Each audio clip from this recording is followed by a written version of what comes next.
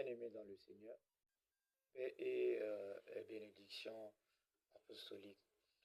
Nous allons répondre à la préoccupation de nos fidèles ou de quelques de nos laïcs qui nous ont posé la question de savoir pourquoi se réjouit-elle de la nomination d'un évêque et pourquoi un homme, prêtre par exemple, accepterait-il une telle charge, un tel poids?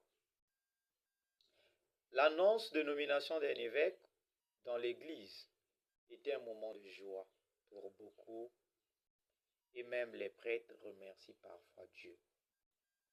Pour une simple raison,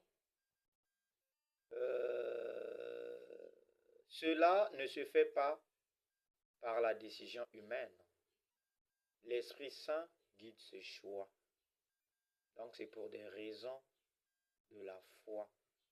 Parce que pour l'Église, un diocèse a besoin d'un berger car elle est exposée, dispersée et vulnérable. Donc le peuple se réjouit parce qu'un pasteur est donné à l'Église. Un père spirituel vient guider la communauté. Un gardien de la foi veille sur l'unité. Un serviteur se lève pour accompagner les plus vulnérables.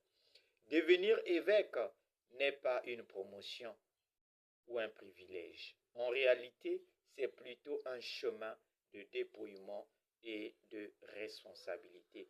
L'évêque porte la joie et les douleurs de tout un diocèse. Il est parfois critiqué par ceux-là même qu'on doit servir. Il affronte des choix difficiles. Il doit renoncer à une grande partie de sa vie privée et se tenir debout dans les tempêtes. Conscient que cette charge peut briser un homme si Dieu ne l'accompagne pas. C'est pourquoi, mes bien-aimés dans le Seigneur, Saint Augustin disait, « Pour vous, je suis évêque, mais avec vous, je suis chrétien. » Autrement dit, je porte le poids pour vous, mais je garde la même fidélité que vous.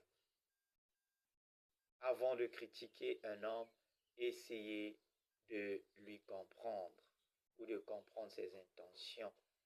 Ok? Ses sacrifices ignorés, ses paroles déformées, son silence est accusé, ses gestes sont suspectés. Mais l'évêque reste l'homme le plus incompris du monde. Prions pour nos pères évêques exposés au monde. Leurs erreurs deviennent des scandales.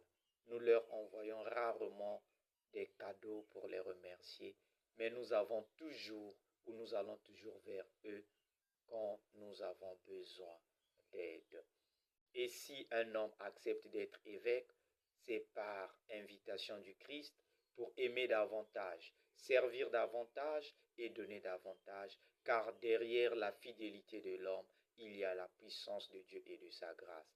Derrière l'incompréhension humaine, il y a la fidélité de Dieu.